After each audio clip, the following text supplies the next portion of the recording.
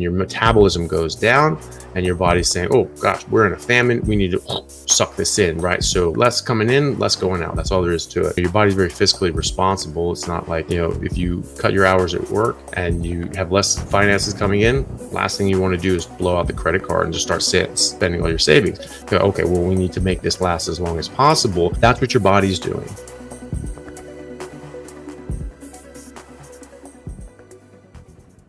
Okay, hello everyone. Thank you for joining today's live Q&A session on February 1st in America, February 2nd in Australia, and parts of the rest of the world. So thank you all very much for joining. Just had a question that popped up before I came on, so I wanted to address that first. It's from Carmen Goosen. And she says that she's a 44-year-old female on carnivore diet for 60 days and includes lots of fat. Is it normal to pass stool 2 to 3 times a month? Been uncomfortable in my back and stomach. Magnesium helps as a laxative, but I don't want to be taking it all the time. Yeah, it is normal. 2 to 3 times a month is slightly below average for a lot of people. However, it just depends on how much gristle that you're eating. If you get like the connective tissue, the tough sort of gristly stuff, that's harder for our body to break down, and that can cause more bulk in the stools. And so if you're stripping that stuff out and just having the soft fat and the soft muscle and organs and things like that, and adding butter, then you'll have much less residue and just almost nothing will come out. That was the idea of the Salisbury steak early on, was that you take out the gristle so that you basically completely rest your bowel, because there's some people with very serious gut issues and they need to be very careful with that. So that is normal. It needs to be soft though. If it's not soft, then even though you're eating a lot of fat, you're not eating enough fat. So if you eat enough fat, then your stools will be soft. It doesn't matter how long it takes. So that's a good rule of thumb. If your stools are ever hard, by definition, you are not eating enough fat, because eventually you'll eat enough fat and you'll get diarrhea, right? So there is a gradient there, and most people are eating a lot more fat than they've ever eaten their entire life, and that seems pretty wild, but sometimes it's not actually enough. We need a lot of fat, and so your body is going to absorb out all the fat that it needs, and then it is not going to absorb anymore. It can only absorb a certain amount, and then the rest goes out in your stools, keeping that soft. So that's what to look for. There's a super chat from Copper's Carnivore Kitchen. Thank you very much for that. It's very, very kind of you. She says, my friend was just diagnosed with idiopathic intracranial hypertension and papilledema. Can carnivore help this? Doctor advises limiting fat and salt. Like, why? Maybe salt. I mean, I guess you could make an argument for salt, but why fat? Like, I don't know where that's coming from. Blood work was good. She is early 20s, overweight but healthy. That's a good question, potentially, but it does depend on what's causing it. Idiopathic means doctors have no idea what's causing it. It's just happening. But that doesn't mean there's one discrete cause. It could be multiple causes that we still have no idea about. It's definitely worth trying, because at any point that you eat a biologically appropriate diet, you're going to increase the odds of your body working to its biological design. And that could absolutely go for IIH as well. Depending on how symptomatic they are, they may end up getting a shunt or some sort of indwelling device, and may not have much of an opportunity to try a carnivore diet. I'm trying to remember. I vaguely remember something to do with like normal pressure hydrocephalus and like ketogenic diets improving, but don't quote me on that. It's just something that I'll have to look back up again. But I think I have seen some studies on that. But either way, it is always worth a try, and if it helps, it helps. There are other people that I've seen with IIH that are trying a carnivore diet for that, and we'll see how that goes. It's still sort of early days and in the anecdotal phase anyway. I'll have to make a note for myself to look up IIH and ketogenic diets again, and normal pressure hydrocephalus. And keto.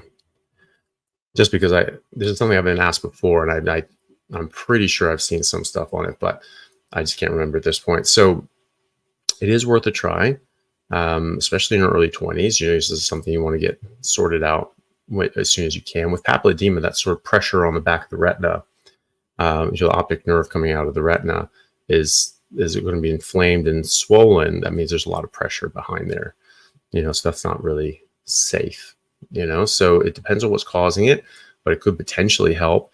I don't think for a second that limiting fat is going to help. Potentially salt, but I'm a little doubtful, but definitely not fat. That doesn't make any sense. So I certainly wouldn't do that anyway. I would definitely try a carnivore diet, and then if she wants to try and limit salt as per doctor's orders, that's fine. Just make sure that she's not getting imbalances, and that she's getting enough electrolytes. Especially when you transition early on, it can cause a bit of a disruption in your electrolytes. You're just going to lose a bit more electrolytes than normal, but that will normalize. And some people just need a bit more. They need a bit more salt and things like that. And I think there's a follow-up here saying that she's on thyroid meds as well. Well, that can help with the thyroid as well, also depending on what is causing the thyroid issues. But it sounds like there's some background issues that are building up, and I think some of those are certainly going to be addressed by a carnivore diet. I can't say for sure if the idiopathic intracranial hypertension is going to be affected by this, but it's certainly not going to hurt, and it's going to improve her life in a lot of other ways as well. And so I think it's still very much worth it, and will likely help her thyroid as well. So hopefully she's in a position that she can give that a try, and hopefully it helps. And whether it lets her avoid surgery, I don't know. When you have papilledema, brain's under pressure and you sort of have to do something. So I would just listen to her doctors as far as procedures are concerned. Definitely not about avoiding fat. However, that's a bad idea. And there's a super chat from my little El Marie. Hello, El Marie. It's nice to see you. And DC, thank you for the super chat. There's no question attached, but maybe there's one down the line.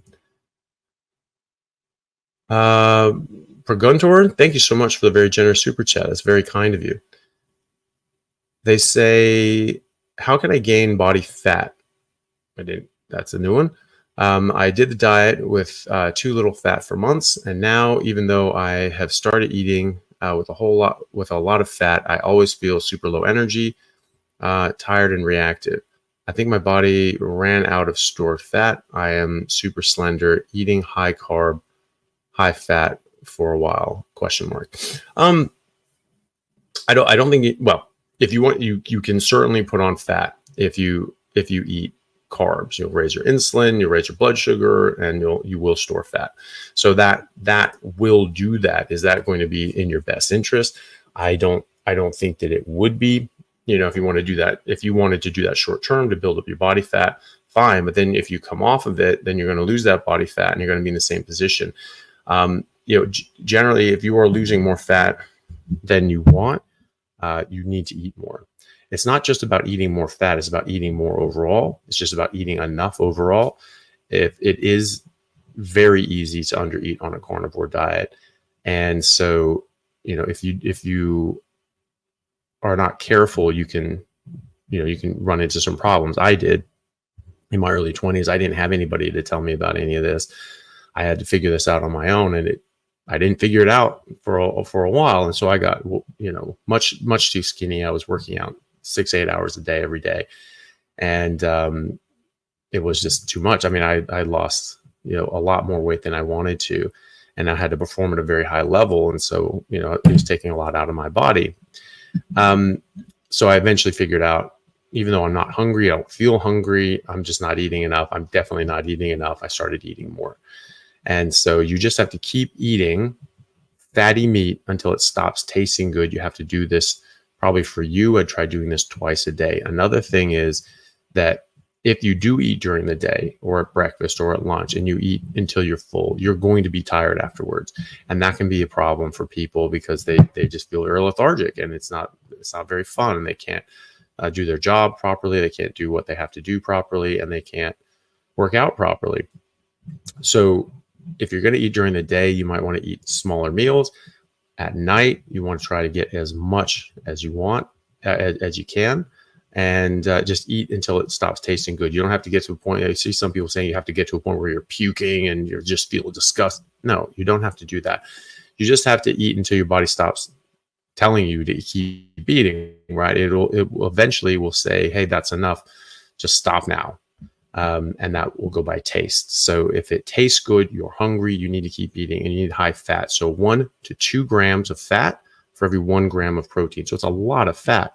And so if you're looking at ground beef, that would be 65% muscle meat, 35% fat tissue. That's about 2 to 1 fat to protein. And that's what you need to go for. Egg yolks are 2 to 1 fat to protein. For example, the whole egg is slightly less than 1 gram of fat to 1 gram of protein. So add butter if you're going to have eggs, sort of thing. And that's pretty much it. I mean, it's just that's the same problem I ran into. I got very slender. I got very lean, and I just hit a point where my body just couldn't handle it anymore. And I had to just pick it up. I had to pick up the amount that I was eating. And I work with athletes that run into the same thing. They're like, hey, I'm losing too much weight. I need to keep on my size for my sport. And we figure out how to get them extra meals here and there. Like, you're going to lose a bit of weight early on anyway, right? But that's just generally unhealthy weight that you want to get off. But then you don't want to lose, lean body mass. And if you eat enough, you won't. So you got to eat enough. So keep eating. Just make eating your job. Understand that after you eat, you're going to get lethargic. So try to time it so you're not doing anything, work or workout sort of wise, shortly after, you're going to have a big meal. So later on in the day, I generally have my bigger meal, because that's when, I can just hang out, chill out, go to bed. So just keep eating, keep adding in fatty meat, try to get to that 1 to 2 to 1 grams of fat to protein. Make sure your stools are soft, and just keep going. If you eat carbs, you'll put on fat, but you're not going to gain health. You're not going to do as well as you could. You can absolutely put on healthy weight by just eating fatty meat. And your body will want you at a certain body fat percentage, but you should be good and energized and feeling good, and you shouldn't be losing more and more weight. So just keep eating, make it your job. You just need to, there's the idea of priming where you just fill pack yourself 3 times a day.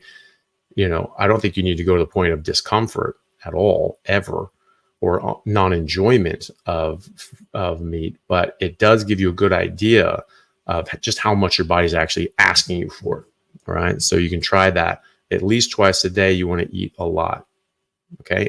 And by the end of the day, meat should not taste good anymore. You should have leftovers. If you finish your plate, make more, and keep eating until you take a bite and just say, that doesn't even taste good anymore. And then you stop, and then you leave those leftovers for tomorrow. Hope that helps. Patty, thank you very much for the super chat. Any thoughts or concerns on using water fasting primarily for weight loss? 72-hour, 10-day, 30-day fasts, nutrition long-term, bad for metabolism, add bone broth or liver, pros, cons, 7 months carnivore. Yeah, I think long-term it damages your metabolism. If you chronically undereat, your body's just going to stop, allowing you to use as much energy. We saw this in the Minnesota starvation trials by our good friend Ansel Keys, who decided to starve people and see what happened. This guy was like, if he was just in Germany, he would have been in the Nuremberg trials for some of the stuff he did, probably. And he found these people, and they were basically eating so little calories that if it was just calories in, calories out, and this much calories equals this much body weight, these people would have ceased to exist. They would have lost more weight than they started with. And so obviously that doesn't happen. Your metabolism goes down and your body's saying, oh gosh, we're in a famine. We need to suck this in, right? So less coming in, less going out. That's all there is to it. Your body's very fiscally responsible. It's not like, if you cut your hours at work and you have less finances coming in, last thing you want to do is blow out the credit card and just start spending all your savings. Okay, well, we need to make this last as long as possible, because who knows when things are going to change at work. So that's what your body's doing. And then when you come back and start eating, all of a sudden your body's like, okay, well, we need to save this. That was really bad. We didn't like that. So let's still live at a meager means, and we'll just put money in the bank, which is your fat. So this is why people yo-yo diet. They starve themselves, they undereat, they feel miserable the whole time. They finally get to a point where it actually plateaus, and they're not really losing weight very well. And they're like, okay, this isn't worth it. I feel like hell, and it tastes bad because I'm eating vegetables and they're disgusting. And then say, okay, I'll go back to eating whatever. And then all of a sudden, boom, they gain back more weight than they had lost, eating the exact same things they were eating, before they started the diet. And that's a metabolic issue. So I don't think it's the best thing for you. Can the body do it? Yes, of course it can. Your body can survive doing that. There are people that have done long fasts. There's a guy who fasted for like over a year in Scotland, I believe it was. Just take like a multivitamin every day, like drank water. And, the premise being that, other mammals hibernate and they store up for the winter, and then they let it go. But I don't think it's a great idea long term. If someone were in that position and they had that ability to do that, maybe, but what are they doing after that? What sort of nutrition plan are they going on after that? And what's that going to do to them? I think that that you don't need to fast. You get most of the benefits, the health benefits from fasting come from just not eating the wrong things, which you will fully accomplish on a carnivore diet. You can have other problems too. Long-term fasting, sometimes people have other problems, skin, hair, and nail problems. People lose their hair, things like that. Even getting 100 grams of protein a day can stop some of these things, like the hair loss that people see sometimes on long-term fasting. I think the only time that I would recommend people fasting is if they had a cancer diagnosis and they wanted to get their GKI down, their glucose ketone index down as low as possible, because this has been clinically shown to improve cancer outcomes. And so that's what I would do personally if I, develop cancer, which I don't think that I will at this point, because cancer is a mitochondrial disease. And if you have healthy mitochondria, you should not be able to develop cancer. There's a lot of things that contribute to mitochondrial health, but I'm doing a lot of them that are really good. And so I don't think that that's a big risk for me. If it ever happens, God forbid, that's exactly what I'm going to do. I'm going to fast for a prolonged period of time. I'm going to make sure my GKI is low as hell. And that's what I'm going to do. But other than that, just for weight loss, you could do it. You can always starve yourself into a smaller dress size. You will reduce your metabolism. And then when you start eating again, you will put on some fat again. So what I think is a better thing to do is the tortoise, and the hare side of things, the tortoise side, slow and steady wins the race. Just keep doing the thing that is going to get you continual gains long-term and is going to keep you and is going to be sustainable long-term. This is something you can do for the rest of your life. And eventually you will get down to a stable body fat percentage that your body is happy with, depending on our age and our health and the previous however many decades of doing different things to our body. It could be a different place. It may not get down to your 16-year-old body, but some people do. And so you just have to sort of see. But I don't think it's a great idea to fast for weight loss. I mean, 1 day a week, maybe, like you playing around with your metabolism though. And so, I've seen some people just add in like 1 day of fasting, like they'll eat 6 days a week, basically. And that seems to be an okay balance where they're not, really damaging their metabolism all that much. And we're certainly capable of it. All predators are capable of going, many days without eating or weeks without eating. We're designed for that, just in case food is scarce. But, when it's available, it's good to eat. Jeff Lanton, thank you very much for the super chat. Jeff says, so I've been having trouble eating salt on the carnivore diet. I'm swelling up a lot and my breath gets really, breathing gets really shallow. But everyone says eat loads of salt. What should I do? Don't listen to them. Listen to your body. This is something that I see a lot. People say everybody says eat a lot of salt. Well, everybody except me, because I've never said that.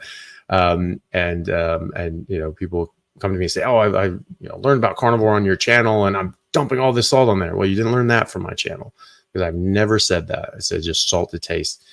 Some people need more salt. Some people need more electrolytes, because you get an electrolyte. You can get an electrolyte imbalance early on when you're changing from like keto, from eating carb, from carb high insulin metabolism to a more ketogenic metabolism.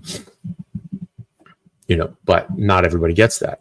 Most people are able to just transition very smoothly, and it's not that big of a deal. Sometimes that's thought to be what's part of like the sort of that thought of the keto flu, which actually previously was called the Atkins flu, and sometimes called the carnivore flu. Sometimes that can be a bit of a disruption in your electrolytes. It goes away, so maybe during that time you sort of have some, but if you're not having those problems, I wouldn't worry about it in the first place. Also, you're going to get withdrawals. You're going to get other sorts of things that are going to contribute to that poor feeling. I don't think you need to force feed yourself salt unless you have a clear deficiency, unless you have like very symptomatic, and you're getting low blood pressure and your headaches and you're getting dizzy and all these sorts of things. Then maybe, but almost no one will fall into that category. It does happen, but in my experience, it's very, very, very rare. And so just don't do it. If your body's telling you don't eat all that salt, then don't eat the salt. I don't eat any salt anymore. I don't salt on anything.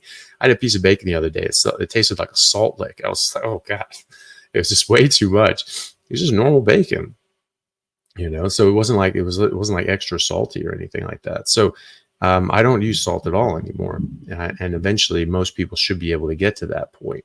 So I just listen to your taste, just salt to taste for now. If you're symptomatic, that's a different story. But if you're not, then don't worry about it. Hey everyone, I hope you're enjoying this replay of my YouTube Live.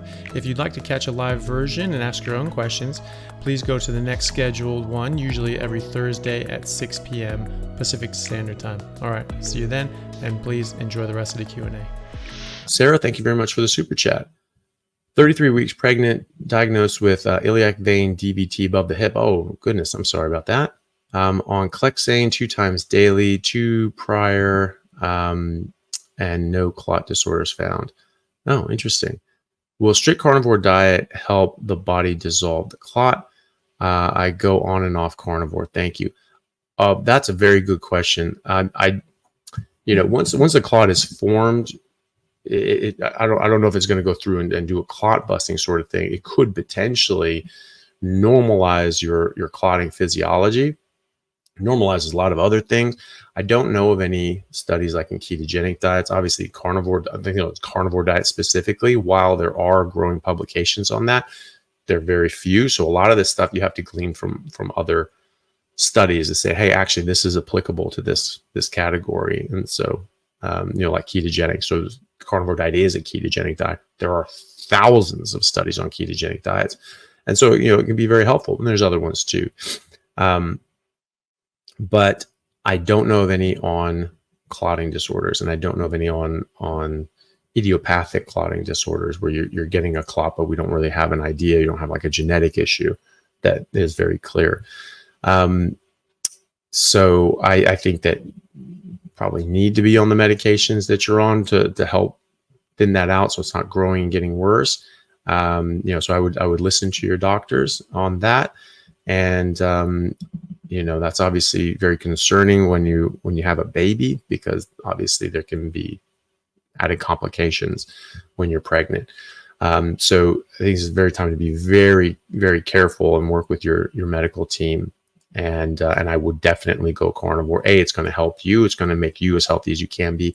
B, it's going to help your baby develop to the best of its ability and its genetics.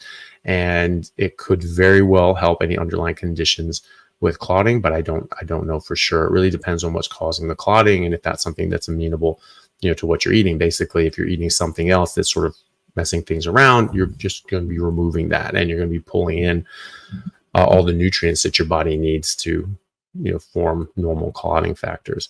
So it sort of remains to be seen if that's going to help your clotting issue, but it will help a lot of other things as well, and it will make you healthier, make your baby healthier. So I would still say that's a good idea.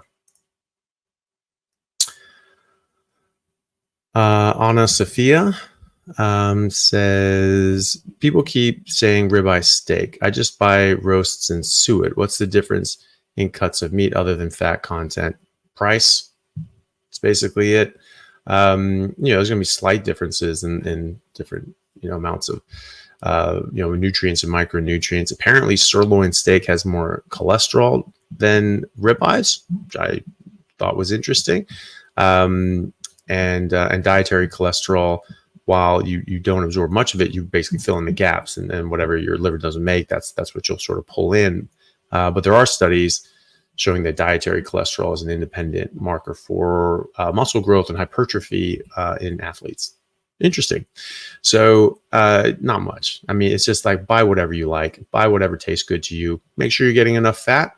And other than that, don't worry about it. If ribeyes are easy because it's a good fat content. They taste good. They're easy to cook. Steaks are easy to cook. That's why people use steaks, because they're soft. And so when you cook it, it doesn't get all tough and rubbery like if you had, like a roast or something like that. If you just cook that as a steak, it's going to get very tough. And so that's why you slow cook these things and do it that way. Or it can anyway. And so it's just easy, you just throw it on the pan, fry it up. There you go. There's some steaks. And that's pretty much it, so whatever meat that you like, cook the way that you like it. Just make sure you're getting enough fat and make sure you're eating enough. Just keep eating till it stops tasting good. Allison, thank you for the super chat. Am I getting enough vitamin D on line diet in winter? Generally, people will. It depends on the quality of fat that you're getting. Grass-fed butter will have a lot of vitamin D, or should anyway, if it's actually grass-fed. And grass-fed and finished butter, or grass-fed finished animals like cows and sheep should have a lot of vitamin D. Even non-grass finished should have a lot of vitamin D as well, but you can always check. And so it depends on the quality of fat, depends on how much is it. So vitamin D3 is fat-soluble vitamin. It only exists in animal fat. You don't get it in plants. Vitamin D2 exists in plants. That's their version of it. It's no good to us for these purposes, not to any great extent anyway. And so you need the vitamin D3, which is in animal fat. So generally, people will get enough vitamin D3 in their animal fat. You look at the Inuit, all year round, even in the height of summer in the North Pole. It's just such an oblique angle. They will never get enough sun exposure, even if they were coming out of their parkas and things like that, which you're not really doing too often in the snow up north like that. They're just not getting any vitamin D from the sun. They get it all from their food, and they do just fine. They actually have very healthy levels of vitamin D. So you should get enough. Check.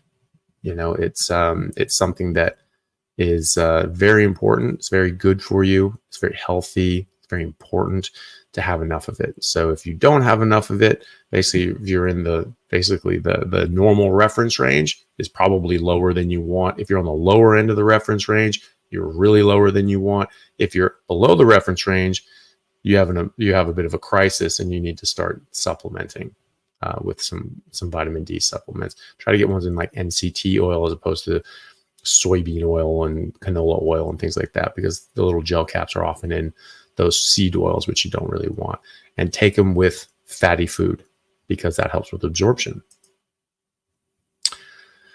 Susan DeJohn, can a person with severe kidney issues recover? They told him no beef. Well, they told him wrong. Yes, they absolutely can. It depends, again, on what's causing the kidney issues. So all these problems, can it reverse certain things? Potentially. It depends on what's causing the issues. But, excuse me. But I've seen I can't even tell you how many people with severe kidney issues, very severe kidney issues, stage 4 renal failure, stage 5 renal failure. A couple people on dialysis improve on dialysis, which is not supposed to happen. And I've heard 3 accounts of people coming off dialysis, and there's one who's working on it, and he's actually increasing the amount of urine that he's making, which is very promising. Can his kidneys recover fully? He was vegan for many, many, many years and just destroyed his body, destroyed his kidneys, destroyed his neurological, organs and nerves, and was very, very unwell for a long time. But he's doing remarkably better now on a carnivore diet, and even his kidneys are starting to improve in the fact that he's starting to make more urine. We don't know if it's going to be enough, but it's very promising. The idea that meat or protein or beef in particular causes kidney dysfunction is a myth, and unfortunately it's a myth that most doctors believe. It was not taught to them in medical school. It was just something that people just throw around. They go, oh yeah, no, that's a thing. It's not a thing. The studies actually show that higher protein diets actually improve kidney function. And so in getting rid of all these plant toxins that directly damage your kidney, of course, are going to help your kidney out. So you're removing things that your body doesn't want and damage your kidneys directly, like oxalates. And then you're you're increasing the amount of natural, healthy nutrients that your body's going to use to rebuild and repair your kidneys. So it's a very good place to be. I don't know if it's going to help yourself or your friend or whoever has the kidney problems in this case, but it should help. Most people do. Drink enough water. As long as you're not on a fluid restriction from your doctor, make sure you're drinking enough water. That's very important as well. And also your urea might go up, your uric acid might go up. Those are both extremely good antioxidants. They're very good for you. Urea can go up, but if your creatinine stays the same, that has nothing to do with your kidney function. That's not your kidney function getting worse. Some people will say, oh, your urea is going up, all your kidneys are being damaged. No, you're not. Your creatinine is staying the same. So, that's not causing a problem. So just a caveat there, that if the urea does go up, independent of the creatinine, if they both go up, that could be a clearance issue with the kidneys. But if just the urea goes up and the creatinine stays the same or goes down, then that's not a kidney problem. It could be kidneys improving if those creatinine levels are going down. So good luck with that. DC had a previous super chat question. So here's his question. How do you prepare and cook your steaks? Do you coat them with olive oil prior? No, I don't. I used to do that back in my former life, but no, I don't do any of that. I put them in the refrigerator. I cut up steaks. I put them in the refrigerator on a wire rack, on a cooking sheet, and I let them dry out a bit. So there's air circulating around all sides. It's not touching anything. It dries out a bit, concentrates the flavor, browns a lot better too. And then I just cook them up in the pan in tallow, like sort of like a centimeter, half an inch of tallow, and they come out great. I do very thick steaks, like big, like 4-inch thick steaks, 3-inch steaks, and so you have to sort of cook all the edges on the outside as well, and then the main sides also, and it just comes out great. It's amazing. So that's the way I do it. I do have videos up on YouTube on meal prep and cooking steaks, so people can take a look at those and see how I sort of dry these things out and age them and prepare them, and then cook them up. It's pretty straightforward. No, I don't coat them in olive oil, but yes, I do cook them in tallow. I would never cook anything in olive oil or any plant oils.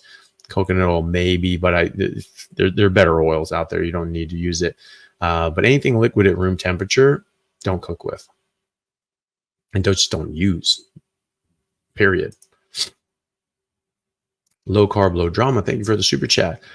Belated happy birthday. Well, thank you very much. I appreciate that. It was my birthday, 2 weeks ago now, on the 15th. So I turned 44, which is just crazy. Didn't see that coming. So thank you very much for that. Any insights on prolonged fasting protocol on a carnivore diet to help lower brain inflammation, to help with vertigo, depression, and headaches? Thank you. I don't know of any like specific fasting protocols that would be particular to a carnivore diet. It's going to be easier to fast if you think that that's beneficial to you. I think that the majority of benefit, as I said earlier, is coming from just not eating the wrong things and just eating the right things and not eating carbohydrates and not making your insulin spike up. So, and having higher ketones that can help with inflammation as well. But if you do want to fast, and that is something that can raise your ketones higher, which can in fact lower inflammation and suppress inflammasomes to decrease your inflammation. You could try that. I would just do what's right for you. So, you try, a few days, like, you can try just a day, and then you can try 3 days, and you can try 5 days, and you see what is good for you. I don't fast. I don't recommend fasting unless someone has cancer or has a specific medical issue that they think this might help with. And I think it's fair enough to try it in this circumstance. You just go for as long as you can. You can check your blood ketones, check your blood sugars, and you see where you get to a point where you're sort of in a state where you have very high ketones and lower blood sugar, and see how that affects you symptomatically. And then you try to fast for a number of days to keep you in that state for a while and try to get some relief from the symptoms. And so that's what I would do, is just sort of base it on what your results are with your ketone levels and your symptoms.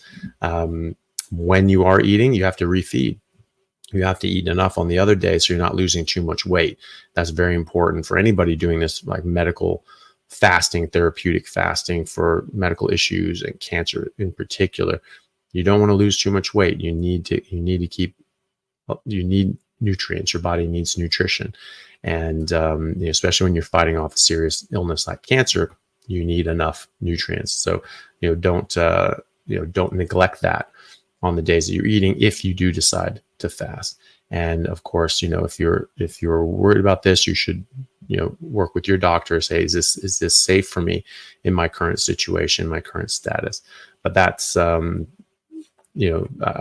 that's what I would do. I would just sort of look at it from a ketone level, blood ketone level, and symptom level, and just manage exactly how long you want to fast based on those two. Brina Flowers, would you advise a carnivore diet for someone who has been living with cerebral aneurysm for 15 years, no treatment, just yearly monitoring? Yes, I would recommend and advise a carnivore diet for anybody in any condition ever. So, if you have that, would you advise a carnivore diet for ... Yes, I would. Because it's a species-specific diet. It's a species-appropriate diet. It is our most natural and a biologically appropriate diet. It is what we are made for. This is how our physiology works, how our biology works, how our digestion works. This is how we work. And so it will always be the right thing. No, I don't know of any issues with aneurysms. I don't think there's any problem doing a carnivore diet.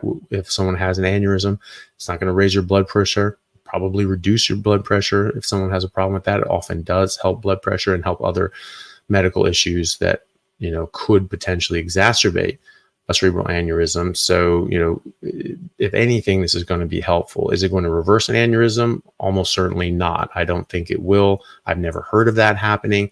I haven't heard of any ketogenic studies having reversals of aneurysms.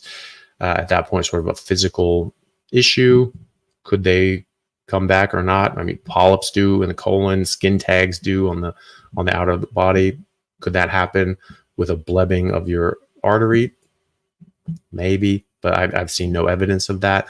So, but I certainly don't think that it's going to hurt. I certainly have not seen any evidence of this being a bad idea for that or any other medical condition.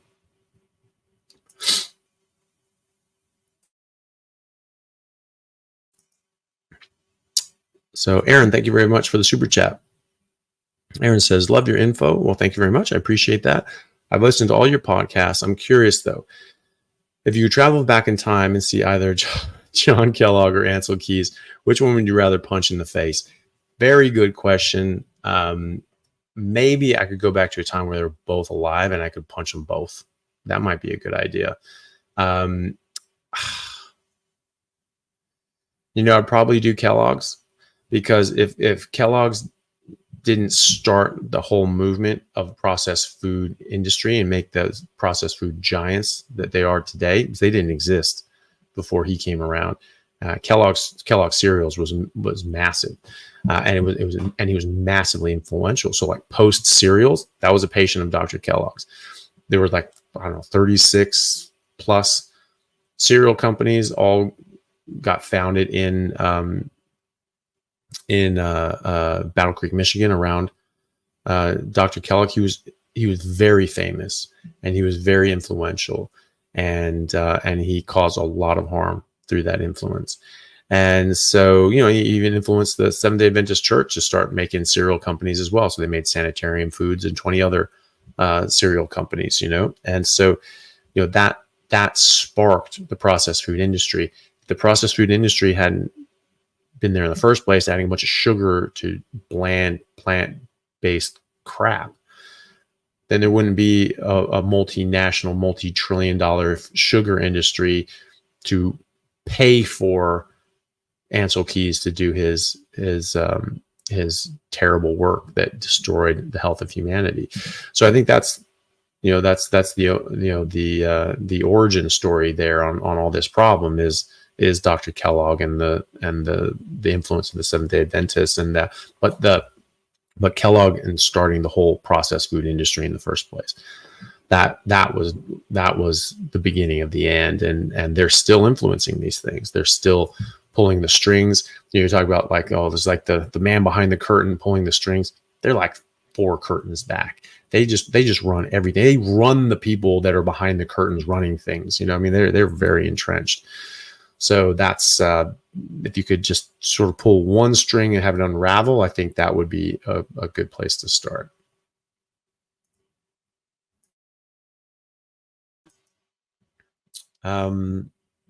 A number one meat eater kid. Thank you very much for the super chat.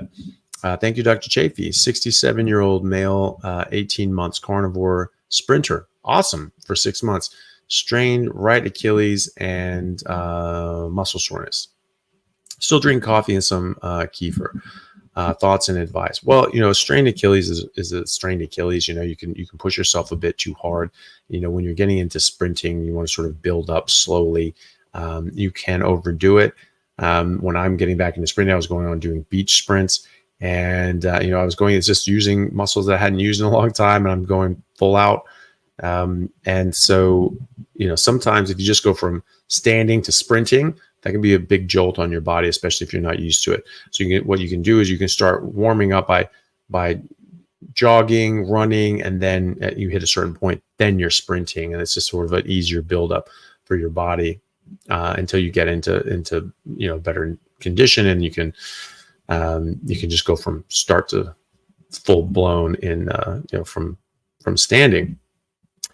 You need to rest your Achilles. If this is strained, I would give it time to rest. You don't want to overdo it and then turn that into a bad tear or something like that. If you're getting muscle soreness, you're eating or drinking something that's not supposed to be there.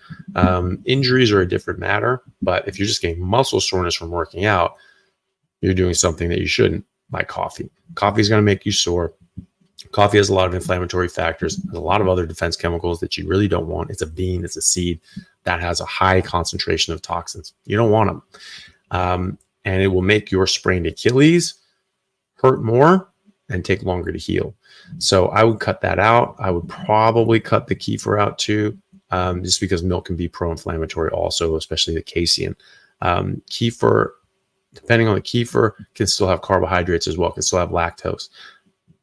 So you don't want that either. That can suppress your ketones, which will also stop, then you won't have as many ketones to run your energy, to run your body, and also to suppress inflammation. So you just get more inflammation as well.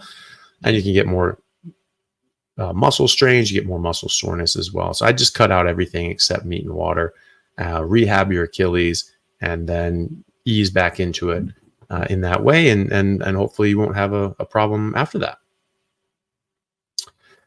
Ooh, let's take a look here. Okay, all right. So I think we've built up enough super chats here that we're maybe pull the plug.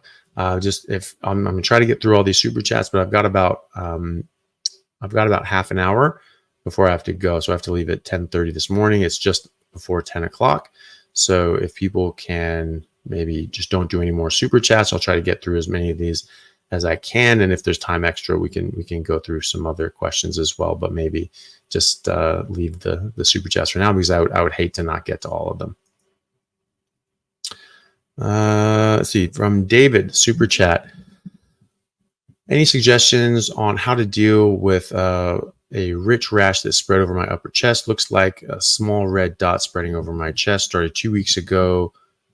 2 weeks carnivore and still around 2 weeks. So I'm assuming it started when you were on carnivore for 2 weeks. First of all, if this thing persists, do take a look. Do have your doctor take a look at it. There can be a lot of reasons for rash, such as just contact dermatitis or some sort of something in your environment that can sort of trigger this off. There are rashes that people experience when they're doing a carnivore diet or a ketogenic diet. I've spoken to dermatologists about this who use keto carnivore diets for their patients, and they are of the opinion that this is sort of you're getting rid of toxins in your body, especially in your fat, and that you have these fat soluble toxins that now are leaching out because you're losing fat, and so that's going up and causing different manifestations. You can think of this. People talk about oxalate dumping, where you get different joint issues or stuff coming out of your eye, or rashes, all these sorts of things. It's just this stuff your body's trying to get this stuff the hell out. But now it has a chance to. Same thing goes for toxins that store up in your adipose tissue. Now you're losing fat, and it can get worse. So that's usually what it is. These weird little symptoms, they show up and then they go away generally. If it's persisting and going on, talk to your doctor. There are things that can cause problems that are not food related and are not transitioning into carnivore related. So just always keep that in mind. There are other things that can cause harm, but a lot of these little things like rashes or weird sort of symptoms, if it is a transition issue and you're sort of leaching out different sorts of toxins, they go away on their own. Generally, you don't need help. Just stay very strict. Just red meat and water for best results. Get rid of any fruit and dairy and all that sort of stuff. Certainly honey and all the rest. So just red meat and water. That's your baseline, and just let your body do its thing. Brickhouse, thank you very much for the super chat.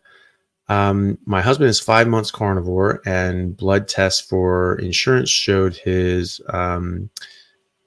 GGT is high. What do you know about that test? Well, it can be high for a number of different reasons. You also want to know what his GGT was. I'm assuming GGC, you're meaning GGT, which is a liver enzyme that we don't know what his GGT was directly before he started. Other things can influence this as well. Gamma GT is pretty specific for alcohol as well, so that goes up. That can go up for many reasons, but alcohol for being a major one, and sugar. Sugar is metabolized in the same way in the liver as alcohol, and so you can get similar sort of problems. So what you need to do is you need to get a series of blood tests. You need to get multiple data points. You need to see what direction this is going. Is this a trending down, or is this trending up, or what is it doing? Because just getting one data point, this is a snapshot in time. You don't know what's going on, right? So if you just have a picture of a crowded room, everyone's just sort of standing there, and you can sort of glean some information from that, but you have no idea what's going on. You don't have who's leaving what conversation, who just talked to who's going to talk to who next. It's just a snapshot. Same thing with your bloods. We don't really know much else.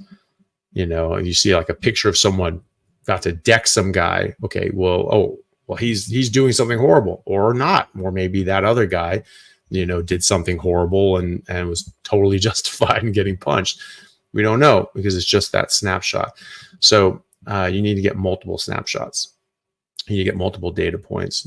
So I wouldn't, nothing on carnivore is going to damage his liver. Nothing. So, as long as you're doing, good quality meats and you're eliminating out everything else, no artificial sweeteners and sugar and all honey and fruit and all that sort of stuff. If all that stuff is out and there's just meat and water, that's not going to damage the liver. So other things can damage the liver. So keep that in mind. If something is going off, look for it. But it's not going to be from the meat anyway. So I would just check, down the line, sort of 6 weeks down, check his liver enzymes again and sort of keep getting more data points to see what this is doing. Sometimes people get a little blip on their liver. I've had stuff like that too. And then I check it again and a few weeks or a month later, and it's just right back down. So is that lab error? Was that just something in my environment that was just sort of triggering this off? Who knows? But it went away, and that's the main thing. So just give that a look, get multiple data points and take a look. Shin Wu, thank you very much for the super chat. I started doing carnivore diet in a week now, but my stool has blood every time I use the restroom. Just my stool. Is this a sign that I need to stop doing carnivore diet? No, I don't think so. A lot of time, well, there can be a lot of reasons why there's blood in your stool, none of which come from a carnivore diet. If you're constipated and you're getting blood because it's sort of tearing and causing a bit of a fissure and a tear, you need more fat. You need a lot more fat. You need enough fat that it keeps it soft. If there's blood in your stool and you have no pain, you have no fissure, there could be something else going on that you would need to talk to your doctor about. You need to go get that checked out. But those sorts of things would be long-standing. They wouldn't be just show up in the last week. If you're getting sort of like IBS, IBD sort of symptoms, like real painful, all this sort of stuff, autoimmune issues get better on a carnivore diet. Just go red meat and water, high fat red meat and water diet. Make sure your stools are soft. And if that doesn't clear up the bleeding, you need to go talk to your doctor. But no, that the carnivore diet will not cause that, and it will help most of the things that can cause blood in your stools. So good luck with that.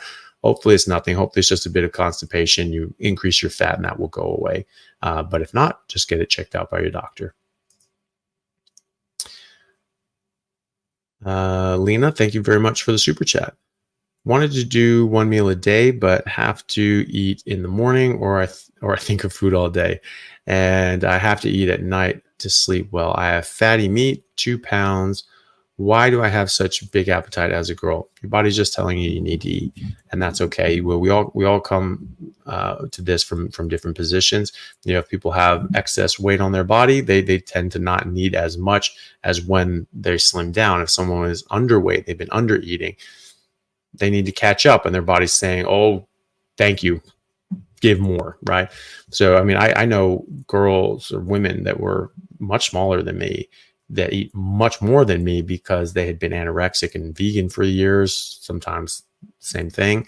And they were very unwell. And so they're very undernourished. They were very underweight, and their body needed a lot of food to catch up. And so they were eating like 8,000 calories a day of ribeye, just eating, they were eating more than I was. And, I'm more than twice their size. So it just depends on where your body is coming from. If your body's telling you to eat, then just eat. I would just listen to that.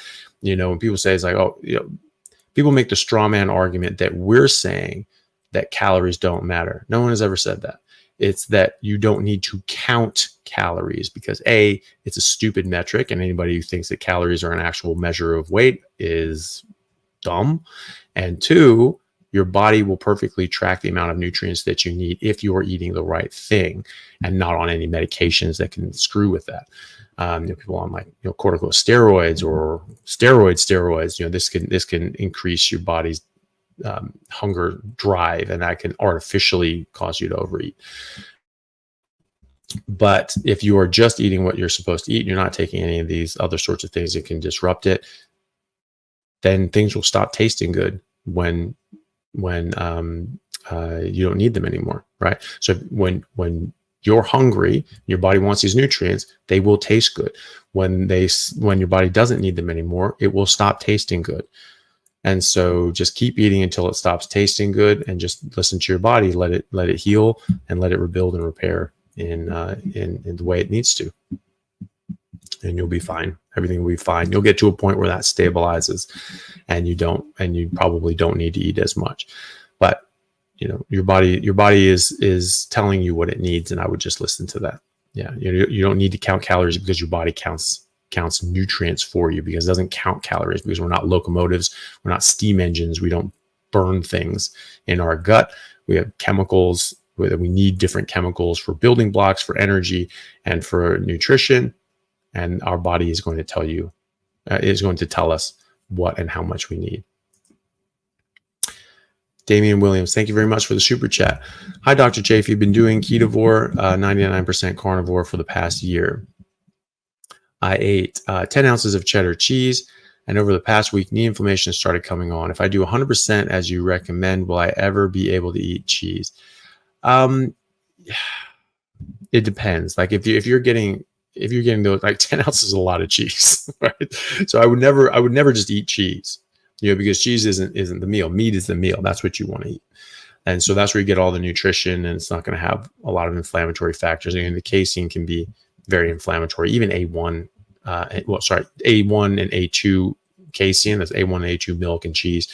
A1 is more inflammatory than A2, so A2 is better, but A2 still can cause inflammation. It's just better than A1 for inflammation.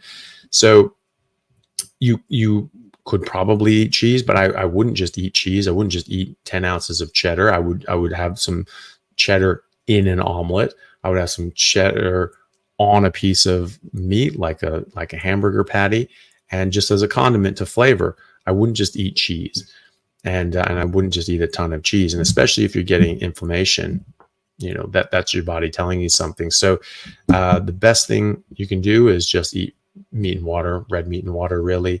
And if you can tolerate a bit of cheese with the red meat every now and then, go for it. But if it causes a bit of inflammation, if it causes a bit of problems, then I would avoid it. Some people have skin issues. They'll break out if they eat cheese. I don't have a problem with cheese, but at the same time, I don't feel my best when I'm on cheese. If I'm just eating meat and only drinking water, that's when I feel my best. And so that's what I gravitate to.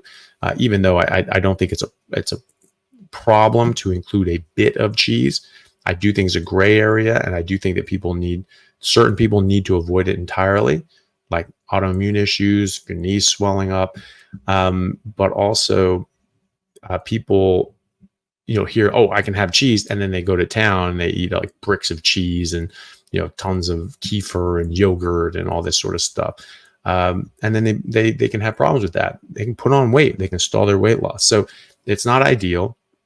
It's not the best you can ever do. If you're going for optimal, then just stick with red meat and water. Want to add in a bit of cheese every now and then to the red meat, and you don't have problems with it, then fine. But I would keep it as that. I would keep it as a condiment.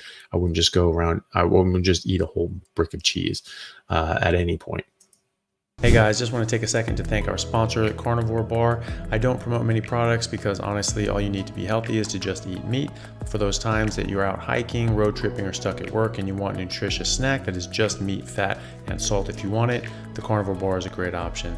So I like this product not because it's just pure meat, but also because I want the carnivore market to thrive as well. And the more we support meat-only products, the more meat-only products there will be available in the mainstream. So if this sounds like something you'd like to get behind, check it out using my discount code Anthony to get 10% off, which also applies to subscriptions, giving you 25% off total.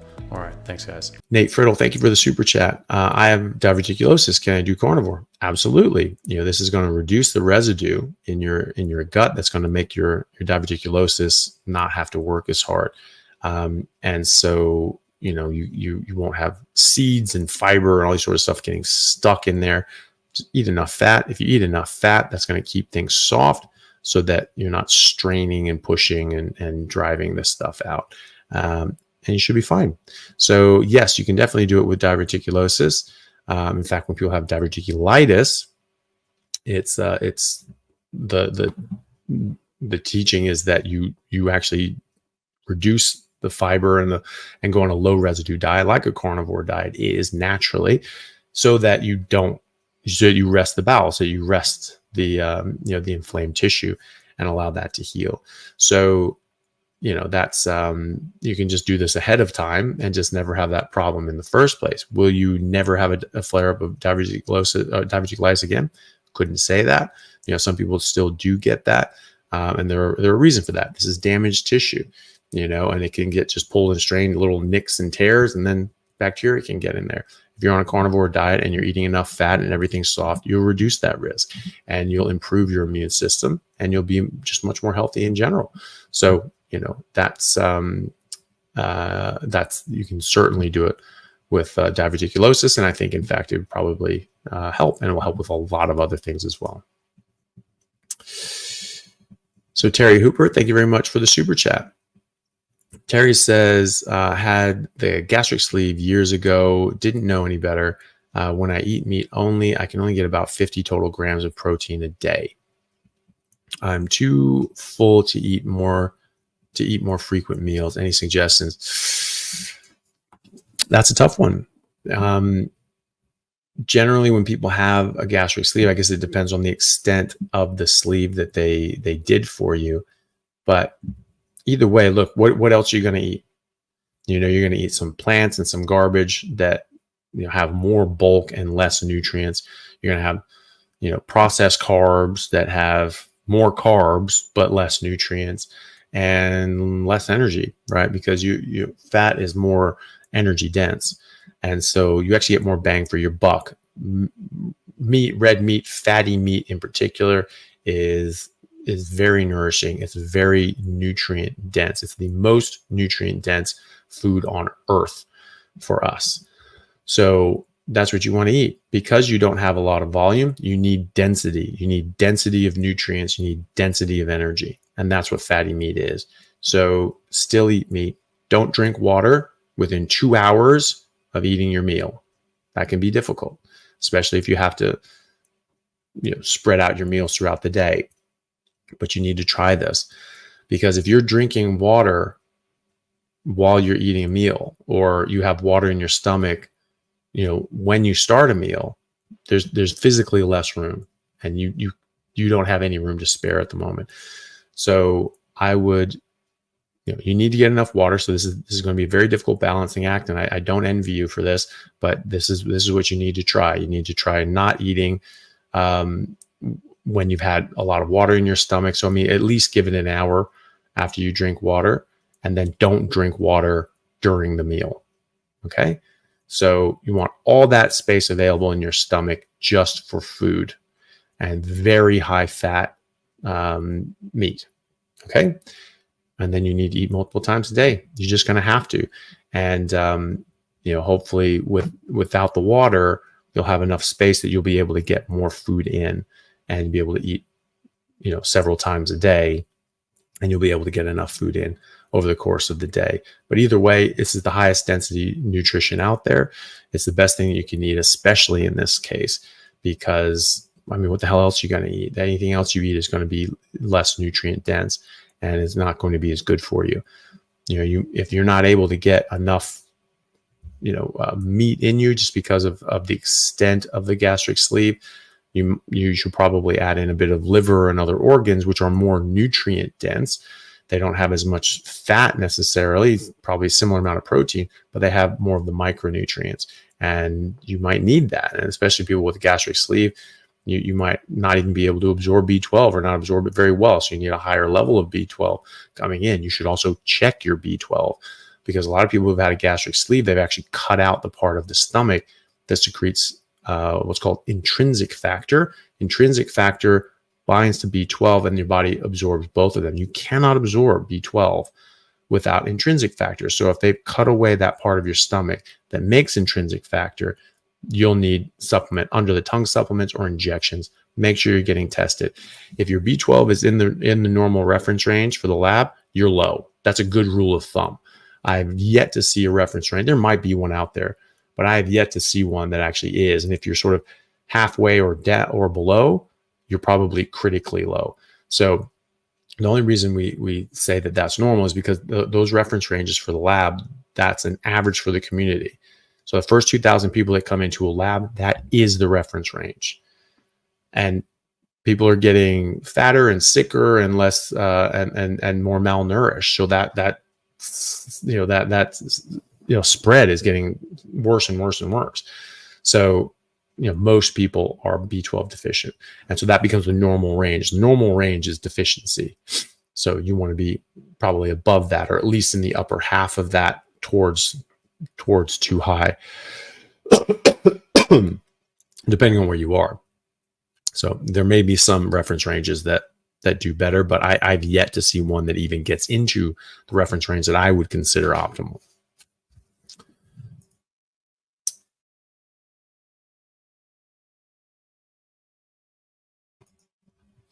So Aardvark Jones, thank you for the super chat. Hi, Dr. Chaffee. I know you've said you prefer to exercise while fasted, but if you had to recommend a refueling snack mid-session, what would it be? I mean, I don't think you need it. I mean, I'm going to be interviewing a guy here in Australia who literally just ran 5 marathons in 5 days, fasted the whole time. So if you can just go 5 days without eating, period, and then on each of those days run an entire marathon, back to back to back to back to back, you probably don't need a refuel during whatever you're doing. Unless you're doing even like an ultra marathon. So you did 5 marathons, that's like 125 miles, 130 miles in 5 days, all on his fat reserves, right? So I don't think you need to refuel at all. If you feel that you do, certainly, a fatty sort of thing like pemmican, it's high fat, 80, 2-to-1 fat to protein. Or you could just have tallow, just grass-fed tallow, put that in a little thing, squish it up, make it soft, slurp it down. They have some of those fat sort of refuel products and things like that. And I don't know of any carnivore ones that use tallow. Make your own. Just bring a little, Capri Sun bag full of, beef tallow, grass-fed beef tallow. That's what I would do. Just use fat. But honestly, unless you're very emaciated, you won't need it. Like your body is going to be running on your fat as long as you're fat adapted. And but if I were to do that, I would have something fatty. I would have the same thing. I'd just have fatty meat or just the fat.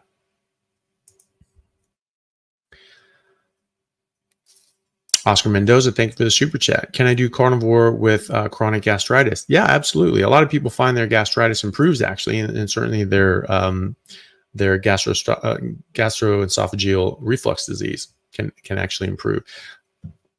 It may not clear it up. It may not make it go away. You may still need medications or help from your doctor to get this, to get rid of your chronic gastritis, but it actually could help. But in either way, it's not going to make it worse. You can absolutely do it with gastritis or anything else, really. John Miller, thank you for the super chat. Dr. Chaffee, I'm 1 month in. I look leaner, but my lifts are decreasing. Any tips on bulking, lifting on carnivore, 3,000 calories a day right now? So, as I said, calories really don't matter because the calories aren't a thing. It's heat energy. If you have a cup of water at room temperature and you have a cup of water 20 degrees warmer, that 20 degrees warmer, that has more calories. You drink either one of those, you're not going to gain weight, right? Even though one has more calories, that's not what weight is. Weight is atoms. Atoms have weight. Heat energy does not have weight. So people that use calories as a metric and really believe that, it's calories, and that the heat that escapes when you burn something that you eat, that's what matters, is someone that really doesn't understand the very basic fundamentals of thermodynamics and biology, because we're not combustion engines. We are chemical factories. We take in chemicals and we use them chemically. They have complex chemical interactions and hormonal reactions and interactions in our body as well. So I would not worry about calories. As far as bulking and lifting, you just need to eat enough. If you are eating within 5 hours of lifting, you're not going to have as good of lift. It's 1 month in, you are still early days. So I just keep going. I wouldn't worry too much about it. Just keep lifting maximally. You will find that maybe you're not lifting as much. Your recovery is going to be a lot faster. You can push yourself a lot more. Try to see how many sets you can do. You'll do a hell of a lot more sets than you did before. I'll guarantee you that, especially if you're just doing meat, just doing waters, no alcohols, no pre-workout drinks. Definitely get rid of anything with artificial sweeteners that will kill your performance at the gym. Even though before they helped your performance at the gym, now they will hurt your performance at the gym. So I would cut out all of that stuff. Just eat more fatty meat. Don't eat before you work out. If you can train fasted, that's the best. If you have to eat during the day, I would not eat within 5 hours of working out, or you just won't have as good of a workout. And just sort of eat a half meal, just sort of take the edge off. Otherwise, you're just going to get lethargic and you're going to have a terrible, terrible lift. Doesn't matter how many calories you're eating. That could be enough. That could be not enough. Again, it's not calories. It may be that you're eating enough food. It may be that you're not eating enough food. Eat fatty meat until it stops tasting good. If you're working out and you're lifting weights, you're probably going to have to do this more than once a day just to make sure that you're getting enough nutrients. If you're going to eat during the day before your workouts, make sure that you do it 5 hours before your workout and just do a half meal. Because if you eat until you're full, you're going to get lethargic and your body's going to tell you to shut it down and rest and digest and not do any more. Tammy DeFonseca, thank you for the super chat. I've been doing 20-hour fasts. How many days can I do this, or should I should I do this? 20-hour fast. I mean, that's just sort of basically, you're just eating sort of once a day, but you're eating every day. I mean, what a fast is that you're purposefully withholding food when your body's telling you to eat it. So I eat once a day. So I do 23-hour fasts every day, but that's just because I'm not hungry, or I'm at work and I can't eat. So I eat when I get home. That's I don't consider that fasting. Fasting is when you're saying, "Ooh, I really want to eat. I have an opportunity to eat. I'm not going to eat." Right? So if you're just eating once a day because that's what your body's telling you to do, you just do that for the rest of your life. If you're withholding food, why are you doing that? Is that important to do? I mean, intermittent fasting and fasting in general is more important when you're eating carbohydrates and your insulin's high, because you want your insulin to come down. You don't need that on a carnivore diet. So, or you have cancer or some sort of medical condition where you really want your ketones up and your glucose down, then that matters. But you can keep doing, just eating once a day and, or just eating that small window, as long as you're getting enough. If you're getting enough food, if you're getting enough nutrition when you're eating, then that's fine. You can do that indefinitely. If that's not enough and you're losing too much weight, then you need to add in more food. You just have to eat more often in it. And if your body's telling you to eat 3 times a day, 4 times a day, whatever, that's fine. It won't, but if it does, just do it. Just eat. You need to make sure you're getting enough food. And but if your body's just telling you just to eat, for those couple hours and then you're good for the rest of the day, that's pretty typical. And I wouldn't worry too much about that. So Rob, thank you very much for the super chat. My brother has tried carnivore 3 times, says it always enlarges his prostate in a big way. Can you think of a reason this could be happening? I would doubt that he actually has objective measurements of that. He may get more symptoms. He may feel that he's not peeing as well or as hard of a stream, or maybe he's getting up to pee in the middle of the night, and that's what he's saying it's enlarging his prostate. And prostates don't just like blow up in a week. Right. So he might have some different symptoms. That doesn't necessarily mean his prostate's getting larger. In fact, ketogenic diets have been shown to reduce prostate size and improve prostate health. You can go see Professor Ben Bickman for that. He writes a lot about that, how prostate issues are largely from a matter of insulin insensitivity and things like that. So I don't think that that's happening at all. I think that he's probably getting symptoms that seem like that, but aren't actually his prostate getting larger. You can get an MRI, see how big his prostate is, and then get another MRI a month into carnivore. Is it getting bigger? Okay, if it is, okay, well then that's at least an objective measure. But I don't think that will happen. And I think that the symptoms that he's having, which are likely what he's talking about, he's having symptoms that he feels are to do with enlarged prostate, are going to be caused by something else. So I would just reassure him and reassure yourself that this is not going to cause prostate issues.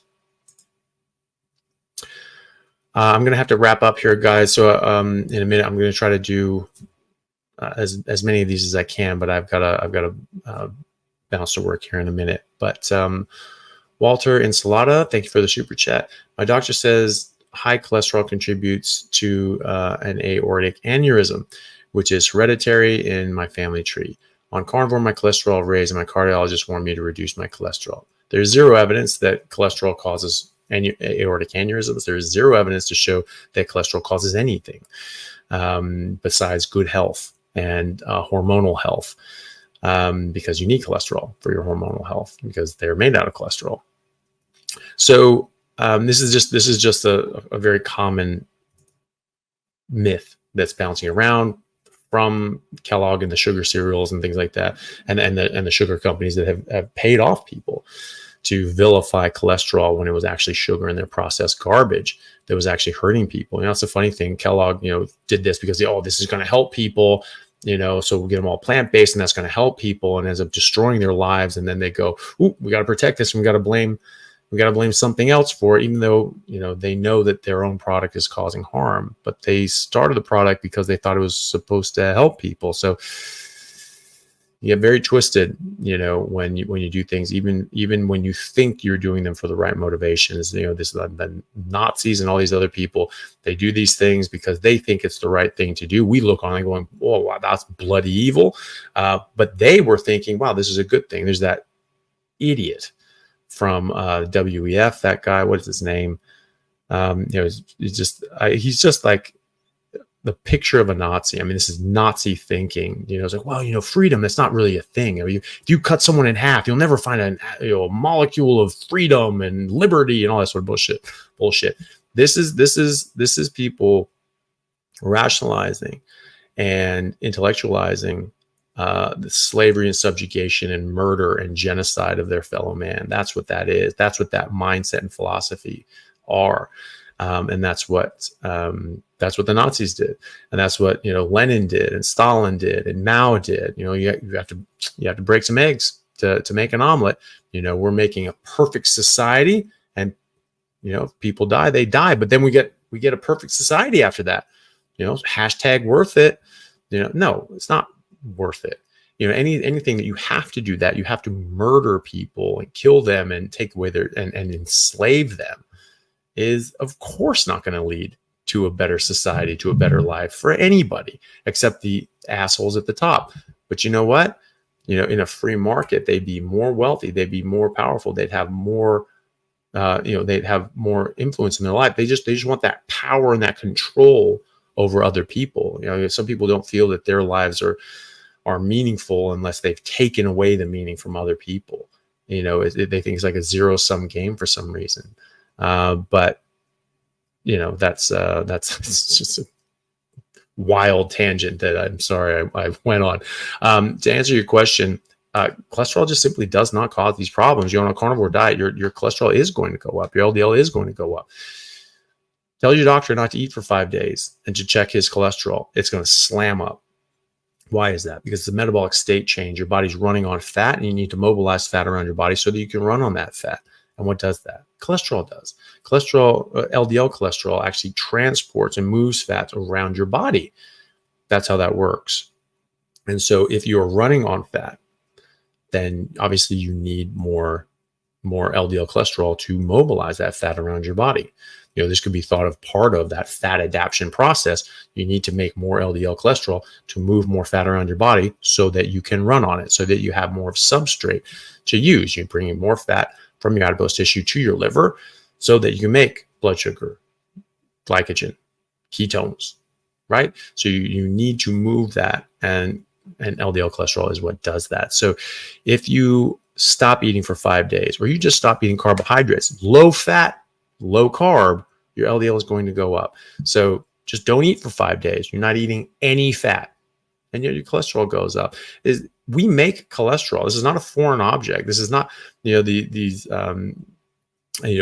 different chemicals and plastics and artificial garbage food that didn't exist a century ago that your doctor's telling you to go on instead of the healthiest thing that exists in the world, what we've been eating for 2 million years, which is fatty meat, and never had these diseases. They didn't exist before the 20th century. They weren't even in the literature at all by any other name before the 20th century, unless you go back 4,000 years to the Ebers Papyrus when they were in Egypt, when they were drinking a lot of beer and eating just tons and tons and tons of grains.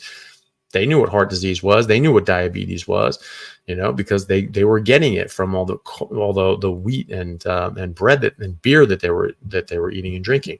So this is brand new to us, but it has existed before when people were eating similar garbage cereal based diet. And so it's this is simply not the cause of heart disease. This is our normal physiology. We make LDL. It's in there for a reason. You can damage it. You can subvert its normal actions and functions, and maybe that contributes in some way to these problems. But that's the smoke. It's not the fire. Something else is causing that to happen in the first place. And so you can die and choke on smoke in a house fire, and so the fire didn't kill you. So the smoke killed you. It can still be dangerous, but the smoke wouldn't exist if the fire wasn't there. Does that make sense? Like this is the smoke. It's not the fire. This is the warning signal of something else happening. It's not the thing itself. This is something that can potentially cause harm, and that's never been proven either. But it's not the origin of it. There's something else that's causing it to act inappropriate. Like if you're glycating things and you're damaging LDL and it's turning into SD-LDL, does that contribute in some way? Maybe, but maybe not. It could very well be that it has nothing to do with it, and it's just a sign of something going wrong as opposed to something contributing to something going wrong. But either way, you're not going to have SD-LDL if you eat a normal high-fat carnivore diet. You're only going to get that when you're eating carbs and sugar and alcohol and seed oils. You're not going to get it any other ways. So watch my video called The Truth About Cholesterol and Heart Disease. That's something that everybody should watch on a carnivore diet. You need to know the facts about cholesterol and heart disease. You need to know the history and the origins. People just don't look back. They just say, oh, well, this is what it is. Everyone knows it. No, you cannot do that. The origins of these things in so many things in medicine and in life are so bad. The basis for these things are just garbage. Zoe Harcum did her PhD on whether or not the original guidelines on limiting cholesterol and saturated fat and meat were justified. And she looked at all the evidence that was available at the time. It was like, absolutely not. These were completely unjustifiable. This was fraud. We know this. The person who was head of the USDA who made these guidelines, he was bought and paid for by the sugar companies. We have his contract. He got paid $6,500 to work for these bastards, right? That's equivalent to about $55,000 now. So this is a fraud. It's a known fraud. That's not up for debate. That's not a question. That's not a baseless accusation. That's in the medical literature. That their memos are published. This is a matter of record at this point. So, this is not what we've been told it was. So, you need to know the origins of this stuff. You need to know the history. You need to know why this stuff is just not anything that you need to worry about, at least in the way that they've said. Can you glean some information off your cholesterol? Yeah, absolutely. Is it anything close to what they said it was? Absolutely not. I never look at people's cholesterol or my own cholesterol when worried about heart disease, unless I'm looking at, see if they have low HDL and high triglycerides, which is a marker of metabolic dysfunction, and metabolic syndrome increases your risk for developing heart disease by 600%. LDL doesn't. Low HDL, high triglycerides do.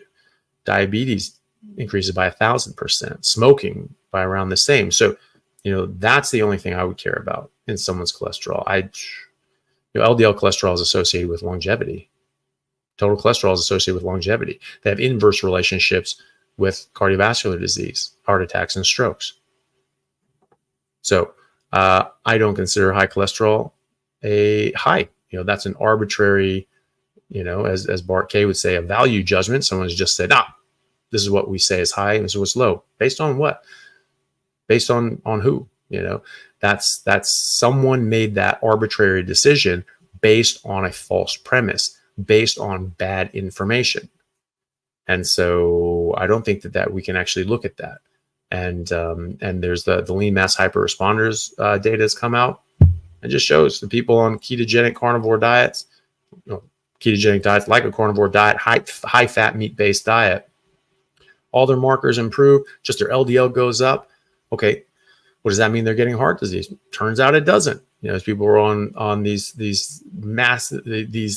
LDLs that were much higher than they think are safe for an average of 4.7 years, did not have any progression in their atherosclerosis, right? And in fact, the trend was to reverse it and reduce it, right?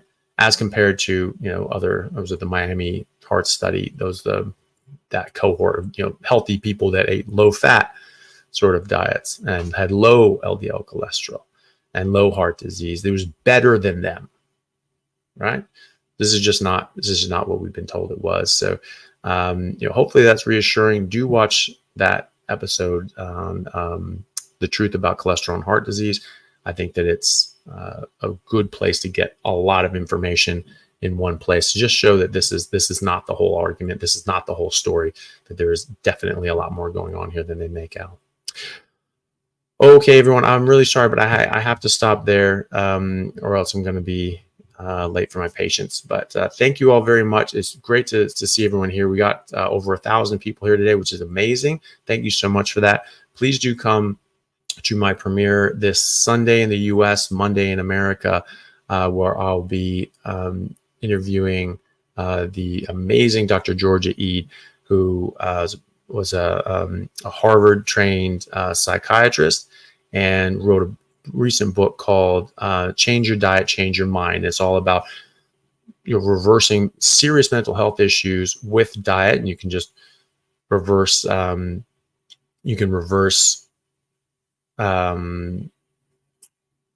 things a lot by just reducing the amount of processed food and junk and garbage and sugar and all the Kellogg's products, basically all of those things. You just get rid of all those things. That will improve things. If you can go on lower carb, that will improve things. You go fully ketogenic, that will improve things a lot more. And for really tough cases, and if you can do it, even carnivore. She has a whole chapter on carnivore and how this can help even more. And these really tough, stubborn cases, carnivore can be the best treatment for these very serious mental health issues. So I had an amazing time talking to her. She's a lovely, lovely person. You can feel the empathy coming off her. She really cares about this, and she really cares about people and getting them better. So please do join me for that this weekend or Monday morning if you're in my neck of the woods, and hopefully we can get that up, because I really want to get this up and popular so that a lot of people watch it, because it's such an important message. And especially people suffering with mental health issues, depression, anxiety, OCD, bipolar, even schizophrenia. This is showing to be improving people with schizophrenia. And this is something that's in the clinical literature, that we've done experimental data, and now we're having RCTs, randomized controlled trials, that are in the works now that she's working on to show what else it can do. So this is amazing stuff. It's really, really interesting. And I hope you all can join me for that. Okay. Thank you, everyone. I really appreciate it. I will see you next time.